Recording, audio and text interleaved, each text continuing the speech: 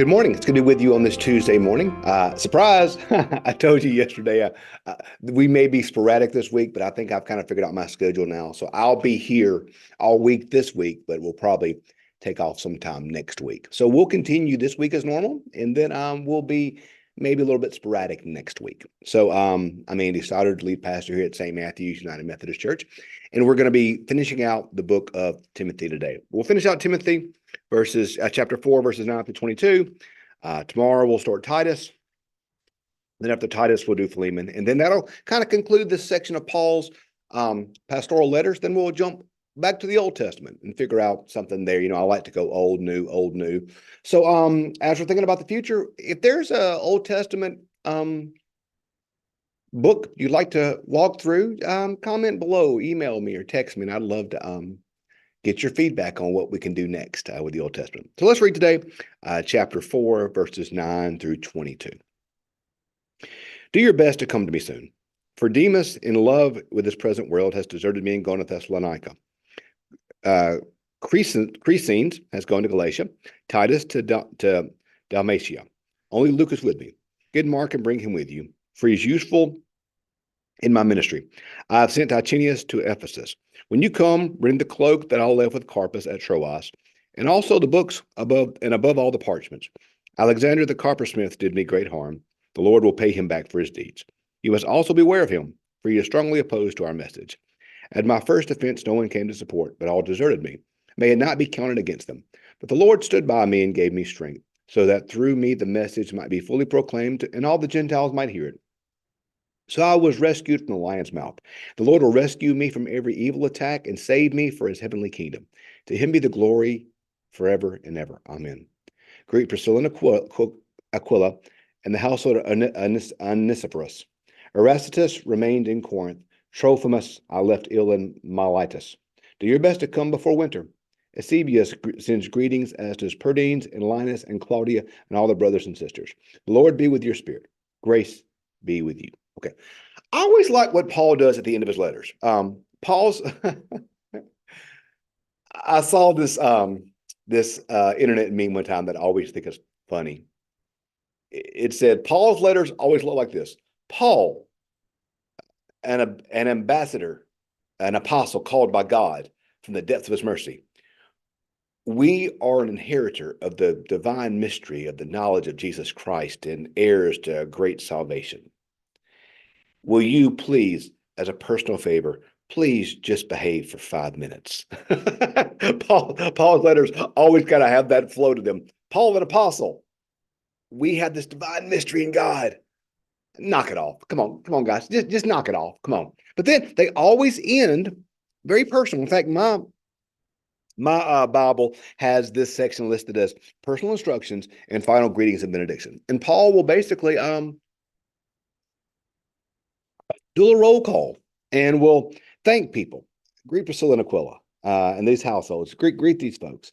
So Paul always gives these little shout outs, if you will. And what I love about it, Romans 16 to me is the best example of this in all the Bible. And I love the way it works. Because Paul just reminds us over and over and over again that we don't do this by ourselves. Even in the first part, the personal instructions, do your best to come to me soon. And he lists all the folks who have left him. Some left him, some he sent off. So only Luke is with me. Get Mark and bring him, and then bring these things. We see Paul remind Timothy and remind us that we need each other. That the Christian life is not a completely solitary life. In our Christian walk and journey, we do need times of solitude. We need times to be alone, to pray, to think, to meditate. Without a doubt, we need those times. But our journey and our path is not a solitary journey, that we need others walking with us.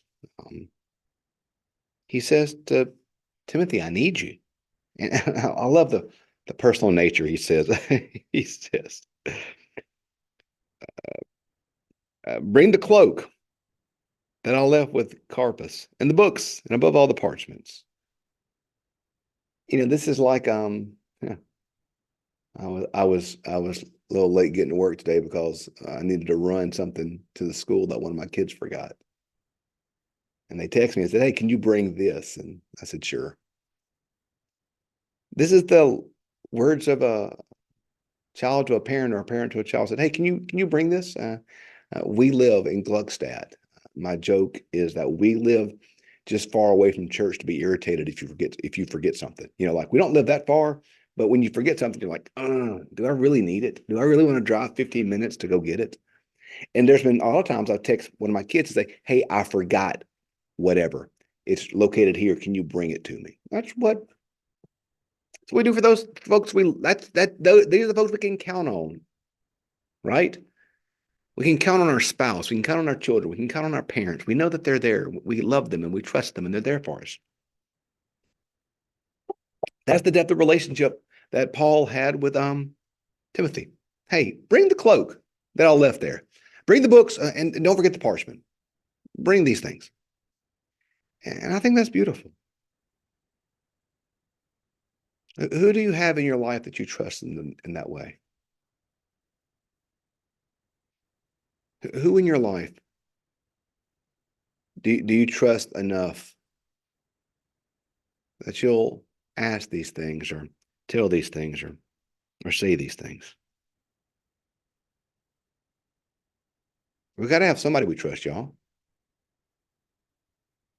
You know, we have to let folks in, and that can be hard and that can be challenging, but we have to.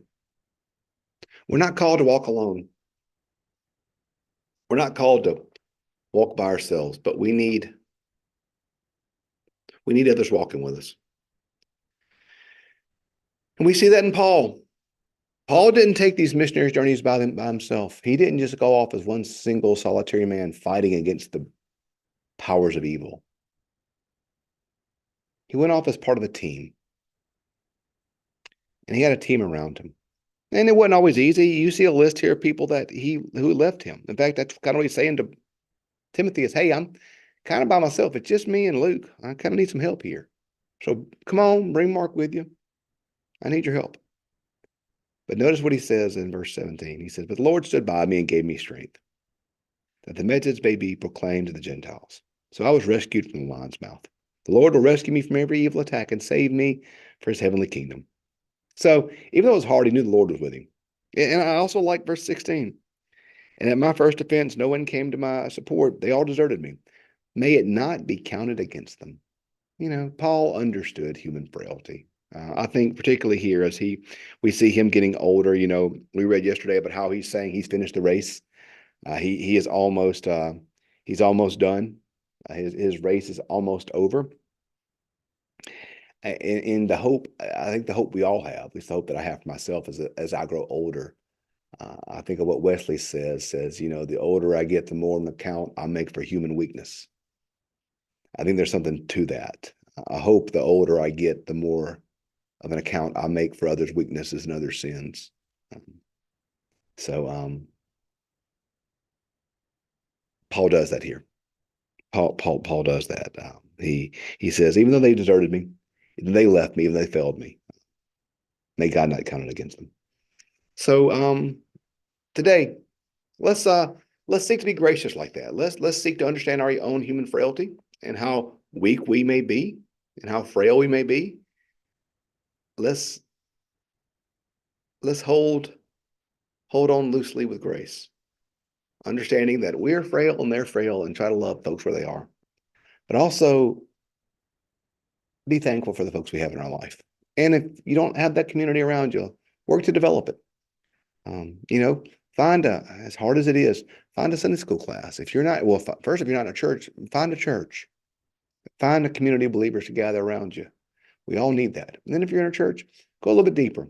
Find you a small group. Find you a Sunday school class. Find you a ministry area.